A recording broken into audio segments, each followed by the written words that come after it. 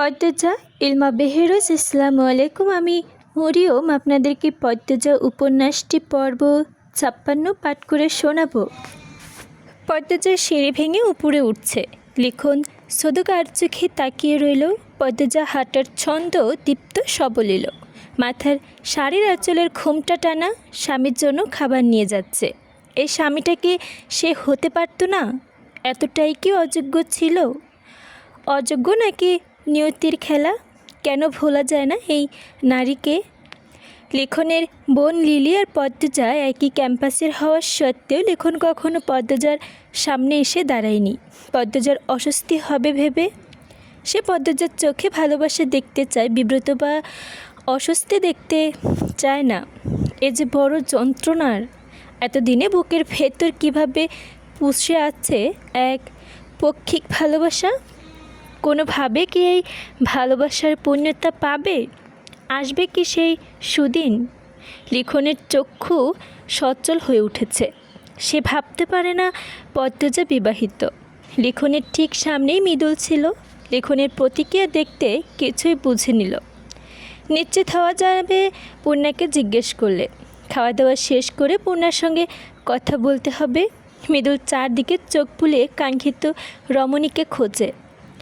পদ্মজা আমিরকে ধরে বসালো।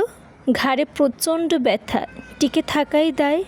রগে কিরমির করছে এখনও। পদ্মজা তাকে শান্ত করে খাইয়ে দিল।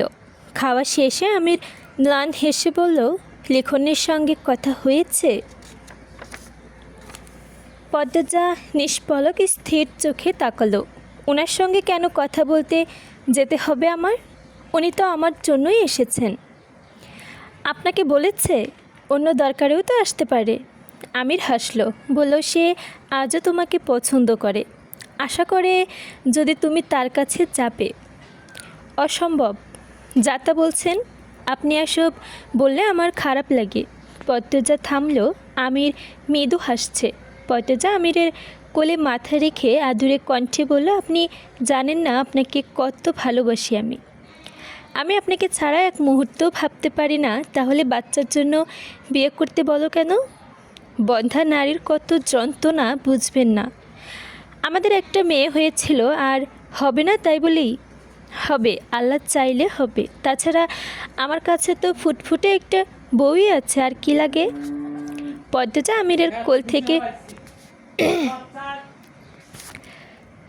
আমিরের কোল থেকে মাথা তুলে উঠে বসে।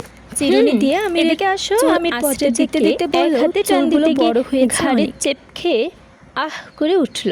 পদ্মজা ব্যস্ত হয়ে পড়ল, খুব লেগেছে? আমি নিয়ন্ত্রণ হারিয়ে ফেলেছিলাম। কেন এমন করেন আপনি?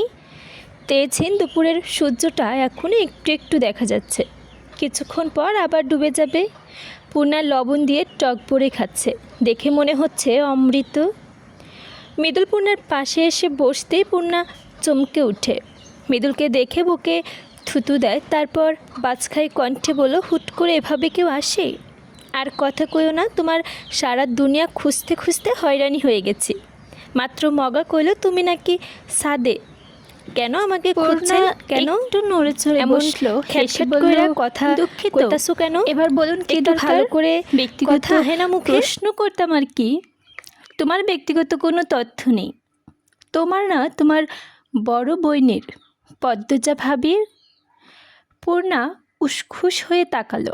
মৃদুল উসখুস করতে করতে বলল, পদ্মজা ভাবি আর লিখন ভাইয়ের মধ্যে কি কোনো সম্পর্ক ছিল? পূর্ণার জোরে নিঃশ্বাস ছাড়ল। নির্বিকার কণ্ঠে থেকে মনে হচ্ছে মৃদুল কোনো ফালতু প্রশ্ন করছে। আপাকে পছন্দ করত। আপার সঙ্গে ভাইয়ার বিয়েটা কিভাবে হয়েছে জানেন? আমির ভাইয়ের কথা বলছো? আপার কি আর কোথাও বিয়ে হয়েছে? সোজা উত্তর দিতে পারো না? তারপর বলো। ওই ঘটনাটা না হলে হয়তো লিখন ভাইয়ের সঙ্গে আপার বিয়েটা হতো, কিন্তু হয়নি, এতটুকুই। লিখন ভাইরে দেখলে মনে হয় তাদের মধ্যে কোনো গভীর সম্পর্ক ছিল, তারপর বিচ্ছেদ হয়ে গেছে। ভাই অনেক ভালোবাসতে পারে। পূর্ণা বড়ই খাচ্ছে তৃপ্তি করে। মৃদুল বিরক্তি নিয়ে অনেকক্ষণ পূর্ণার দিকে তাকিয়ে রইল। তারপর উঠে দাঁড়ালো একপাশে, চোখ ঘুরিয়ে দেখে নিল চারপাশ। পূর্ণার বাঁকা চোখে মৃদুলকে পা দেখে মাথাতে পর্যন্ত পরখ করে নিল। মৃদুলের উপস্থিত তার হৃদস্পন্দন বাড়িয়ে দেয়, বুক হাড় কাঁপানোর মধ্যে উঠানামা করে, তবে তা প্রকাশ করার সাহস হয় না। পূর্ণা আরেকটা বড়ই হাতে নিল, তখন মৃদুল তাকালো তখন মৃদুল ডাকলো, বেআইন। পূর্ণা তাকালো। মৃদুল ঝুঁকে ছাদের মেঝেতে কিছু দেখছে। পূর্ণা উৎকুশ হয়ে সেদিকে এগিয়ে যায়।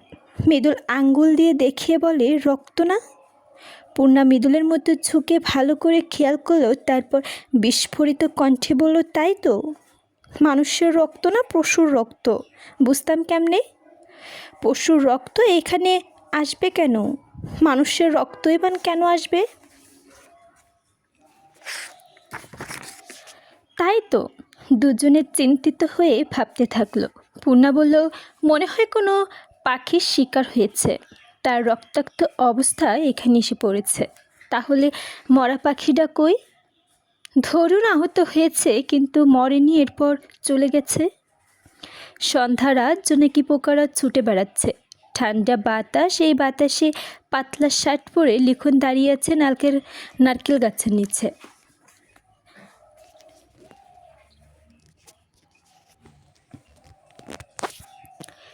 জোনাকি পোকা দেখছে, মাঝে মধ্যে অন্দরমহলের দিকে তাকিয়ে কাউকে চোখ দুটো খুঁজছে। সেদিন হেমলতা ফিরিয়ে দেওয়ার পর সারা রাত বাড়িতে ফেরেনি সে। খেতে বসেছিল, আকাশ কাঁপিয়ে কেঁদেছে। কেউ শোনেনি। স্বপ্ন ভেঙে যাওয়ার মতো কষ্ট দুটো নেই। স্বপ্নে সাজানো সংসার ভেঙে চুরমার হওয়ার মতো ছিল সেদিন।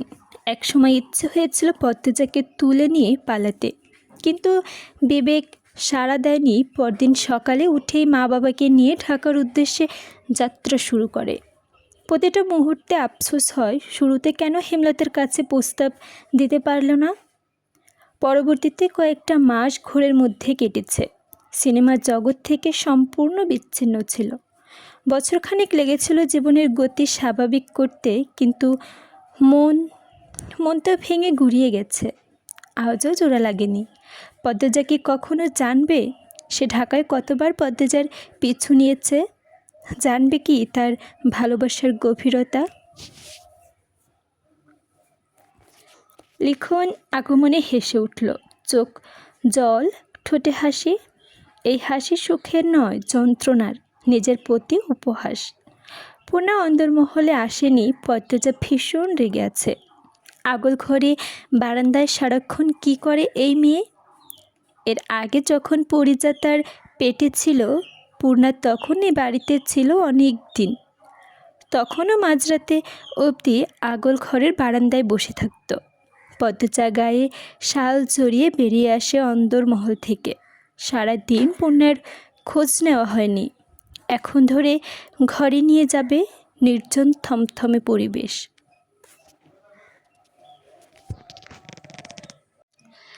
তখন লিখনের কণ্ঠ ভেসে আসে, পদ্মজা।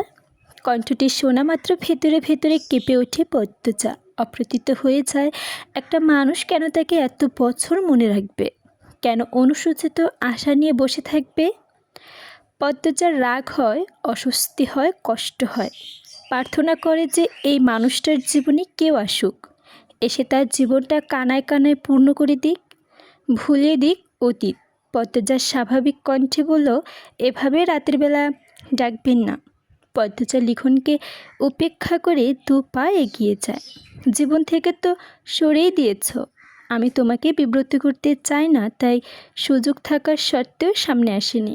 যখন আজ এসে পড়েছি, কয়েক হাত দূরে থেকে একটু কথা বলে কি খুব বড় দোষ হয়ে যাবে? লিখনের কণ্ঠ করুণ শোনায়। দাঁড়িয়ে পড়ে যায় পদ্মজা। হাসল লিখন। সুরগুলো যেন ফিরে এসে প্রাণে মৃদুগুঞ্জন শুরু করে দিয়েছে। পদ্মজার উপস্থিত কোনো এভাবে সাড়া কাপড় নেই, ধরাচ্ছে পদ্মজা কেন? পেছন ফিরে তাকালো। আজকের এই লিখন সময়টা এক সুন্দর, দৃষ্টিতে তাকিয়ে ভারী আছে, সুন্দর। অন্ধকারে তার দিকে চেয়ে আছে। কি যে দেখছে। পদ্মজা আবার মুখ ঘুরিয়ে নিল, কাটা কাটা গলায় বলল, কিছু বলার নেই, আমি আসি। ভুলে গেছো আমায়? মনে পড়ে না? লিখনের কণ্ঠে ব্যাকুলতা। পদ্মজা তীক্ষ্ণ ব্যঙ্গবান, না ভুলবার মতো কোনো সম্পর্ক কি আমাদের ছিল? ছিল না।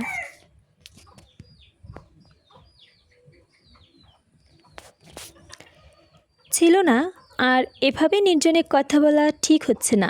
আপনি বুঝতার মানুষ, জ্ঞানী মানুষ, এতটুকু নিশ্চয়ই বুঝবেন।